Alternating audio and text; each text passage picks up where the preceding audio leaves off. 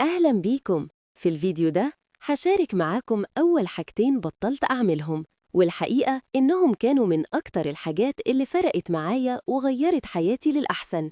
خليك معايا لآخر الفيديو وهتفهم ليه البداية الصغيرة دي بتعمل فرق كبير. أول حاجة بطلت أعملها هي التفكير الزايد. كنت بقعد ألف وأدور حوالين نفس الأفكار والأسئلة وما باخدش أي خطوة. كنت بضيع وقتي ومجهودي، وكل اللي بحس بيه في الآخر إني متلخبط. اللي غير الموضوع إني حددت لنفسي وقت تفكير 10 أو 15 دقيقة بس، أكتب فيهم كل حاجة جوه دماغي، وبعد الوقت ده أقرر يا إما آخد خطوة يا إما أرجعها لميعاد تاني.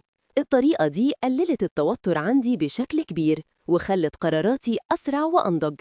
تاني حاجة بطلت أعملها هي محاولة إرضاء كل الناس. كنت بوافق على حاجات بتتعبني وبضغط على نفسي علشان ما بيعجبنيش حد يزعل مني.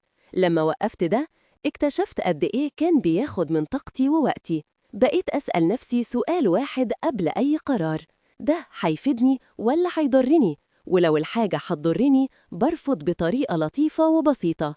الحدود اللي عملتها خلتني أركز على نفسي وعلى الناس اللي بيدعموني بجد. جرب واحدة بس من النقطتين دول لمدة أسبوع وصدقني هتحس بفرق كبير. ولسه مكملين في فيديوهات جاية، هشارك معاك حاجات تانية بطلت أعملها وغيرت حياتي. ما تنساش تعمل لايك واشتراك علشان توصلك باقي السلسلة، واشوفك في الفيديو اللي جاي.